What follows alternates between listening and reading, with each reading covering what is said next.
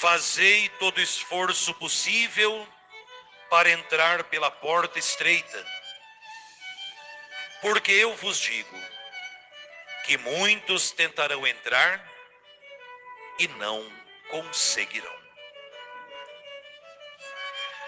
Amados irmãos e irmãs que celebram conosco esta Santa Missa através dos meios de comunicação, também vocês presentes nesta Igreja Matriz de Santa Luzia em Avanhandava. Hoje, nesta quarta-feira, dia por devoção consagrado a São José, hoje 30 de outubro, nós vamos prosseguindo na leitura tanto do Evangelho segundo São Lucas, quanto na carta de São Paulo apóstolo aos Efésios. No ano passado, nós tivemos a graça de estudar e meditar justamente essa carta de São Paulo, que é importantíssima para a nossa catequese permanente. O documento de Aparecida fala disso, não é? Dos católicos, dos cristãos, que já passamos pela catequese da primeira Eucaristia, da Crisma, mas que não terminamos o nosso processo de formação, ou seja, a catequese para um cristão, ela é permanente, ela dura a vida inteira.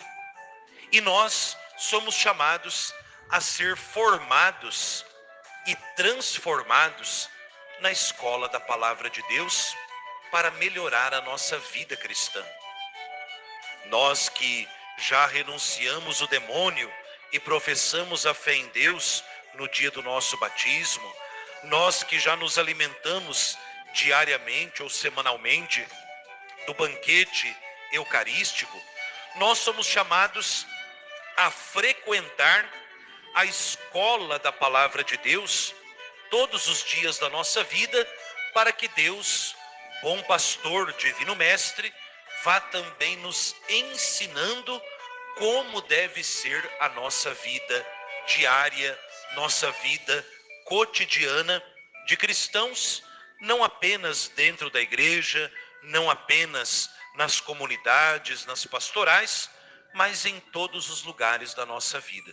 Então eu faço um convite muito ardoroso, que você, meu irmão, minha irmã, que me ouve, vocês aqui presentes, que vocês dediquem um tempo para reler de vez em quando esta carta de São Paulo aos Efésios. É curtinha, 6 capítulos, onde São Paulo vai delineando, São Paulo vai apresentando um resumo daquilo que é a vida cristã. E amanhã nós ouviremos talvez a parte mais dolorosa dessa carta aos Efésios, quando São Paulo dirá: enfim, o que é um cristão? O cristão é aquele que está em combate espiritual. Mas isso a gente fala amanhã. Hoje, São Paulo, ele continua a nos dizer que encontrar-se com Jesus exige de nós uma mudança em todas as formas que nós vivemos as relações. Ou seja, o meu modo de me relacionar como cristão, seja como padre, como esposo, como esposa, consagrado, consagrada, filho, patrão, empregado, o meu jeito cristão precisa também transparecer nas minhas relações com os outros. Ontem nós ouvíamos de maneira tão bonita São Paulo falando do marido e da mulher. Casal cristão não se comporta como um casal pagão. O casal cristão é aquele que aprende a amar não na escola do mundo, mas na escola da cruz.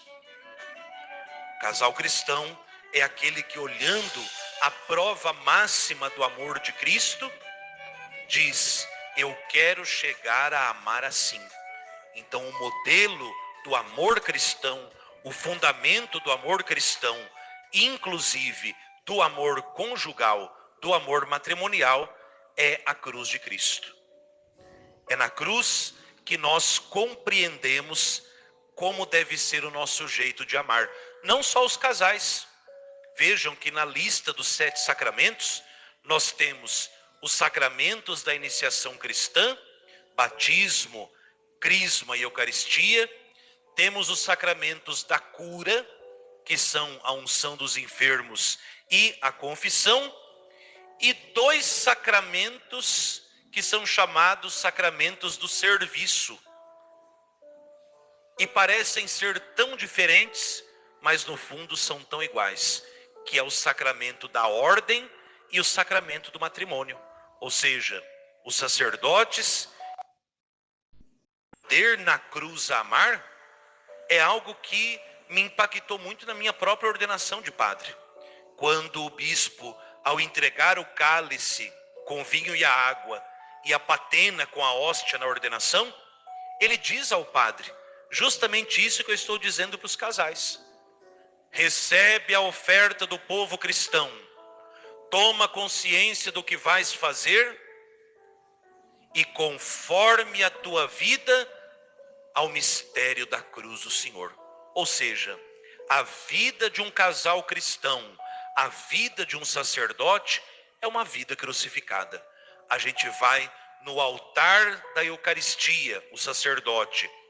Os casais vão no altar do dia a dia em casa, doando a vida, o padre pelo povo, marido e mulher pelos filhos e também um pelo outro, entregando a vida por amor.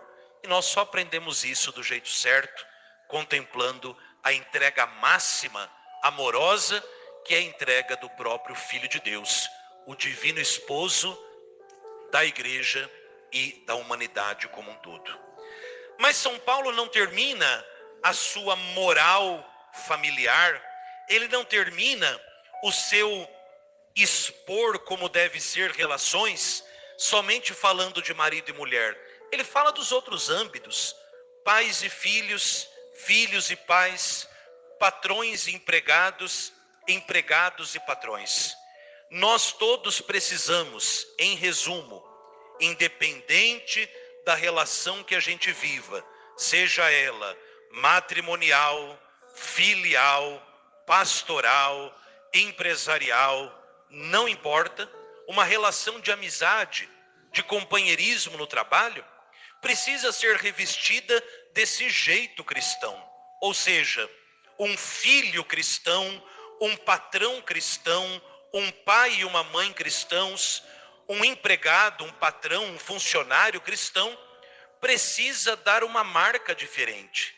Ou seja, qual é a marca que eu vou ter na minha vida de esposo, pai, mãe, filho, patrão, empregado, para que os outros me vejam e digam, olha, trabalha como qualquer outro, educa o filho como qualquer outro, respeita pai e mãe como qualquer outro, cuida bem do seu funcionário como qualquer outro, mas tem algo diferente. É esse algo diferente que nós precisamos transparecer para o mundo. Nós precisamos transparecer para o mundo, porque a marca da vida cristã que nós trazemos impressa pelo batismo, ela precisa se tornar expressa pelos meus atos. Ou seja, aquilo que eu trago dentro como dom, precisa transparecer na minha vida, no meu dia a dia. Por isso dirá Jesus no Evangelho, não basta comer e beber na mesa do Senhor, na Eucaristia. Se na minha vida concreta, se na minha vida diária, os frutos desse encontro com a Eucaristia não transparecem. Ou seja, o que é que tem transformado na minha vida todos os dias me alimentar do pão da palavra e do pão da Eucaristia? O que é que tem transformado no meu dia a dia esse encontro diário com Jesus, como diz os discípulos de Emaús, ao longo do caminho, na escritura e no partir do pão? A minha vida, ela tem dado sinais de que eu, de fato, apesar dos limites, apesar dos pecados, que eu pertenço a Cristo e estou querendo caminhar com Ele? Porque esse encontro diário com Jesus vivo na Eucaristia e na palavra é um dom, é uma graça, mas precisa frutificar. São João Batista, quando vê chegar aquele povo, fariseus, soldados, que vem pedir o batismo, porque também eles iam se convertendo, ele diz: raça de víboras, quem vos alertou da ira que está chegando? Produzam frutos que comprovem a vossa conversão. Ou seja, a vida cristã é uma vida que vai sustentada pela graça de Deus, sustentada pela Eucaristia, formada e transformada na escola da palavra, produzindo esses frutos diferentes. O fruto da bondade, da misericórdia, da mansidão, da santidade, da justiça, da paz, do perdão, da reconciliação. E isso é fácil? Não. Tanto que, para essa pergunta meio sacana que alguém faz a Jesus, a resposta de Jesus quebra a perna de todo mundo. Porque no fundo, o que está por detrás dessa pergunta que inicia o evangelho de hoje? Senhor, é verdade que são poucos os que se salvam além de mim? Ou seja, eu já me considero salvo. É verdade que além de mim, mais alguém vai conseguir entrar no céu? Jesus olha bem para aquela pessoa e fala assim: olha, ninguém seja presunçoso, porque tanto nós podemos ganhar o céu ou perder o céu até no último instante da nossa vida. Ninguém pode se considerar já com os 2 pés no inferno, ninguém pode já se considerar com os 2 pés no céu. Dirá Jesus: fazei todo o esforço possível, porque muita gente vai tentar entrar, muita gente não vai conseguir. Ou seja, a graça de Deus, a bondade de Deus, a misericórdia de Deus, o auxílio de Deus são permanentes na nossa vida. Eu preciso corresponder. E aí vem a minha parte na santidade. É o meu esforço casado com a graça de Deus. Porque vai entrando uma heresia dentro da igreja, que é o misericordismo. O que é isso? Ah, não importa, Deus vai perdoar tudo. Ah, não, no fim das contas Deus dá um jeito. Não é bem assim, não. O tempo da misericórdia, o tempo da graça, o tempo da bondade de Deus, é esse tempo que nós estamos vivendo. O próprio apóstolo São Pedro dirá em uma das suas cartas: Deus não tarda em cumprir a sua palavra, Ele está usando de paciência convosco. Basta a gente olhar na nossa data de nascimento no RG, quantos anos de misericórdia, quantos anos de paciência, para que você seja um leigo, uma leiga, um consagrado, uma consagrada, para que eu seja um padre mais santos, para que a gente se converta. Então eu não posso cair nessa heresia de falar assim: não, posso fazer o que for, no fim das contas Deus dá um miguelão e salva todo mundo. Não, Deus deseja a salvação, mas já dizia o santo bispo Santo Agostinho: o Deus que te criou sem ti, não te salvará sem ti. Repito, o Deus que te criou sem ti, não te salvará sem ti. É preciso que eu queira essa salvação, que eu abrace essa misericórdia, que aquilo que depende de mim, eu me esforce confiando na graça bondosa de Deus e procure na minha vida concreta, em todas as minhas relações, produzir e manifestar a vida nova do cristão que nós recebemos no batismo. Peçamos hoje esta graça por intercessão de Nossa Senhora e São José, para que nós que trazemos a vida de Cristo impressa em nós pelo batismo, que essa vida de Cristo se torne expressa ao mundo através da nossa vida diária. E quando o nosso esforço pelo céu for diminuindo, que Nossa Senhora e São José afervore a nossa confiança em Deus e afervore o nosso desejo de ser um pouco mais santo cada dia da nossa vida, todos os dias, até o último instante da nossa vida nesse mundo.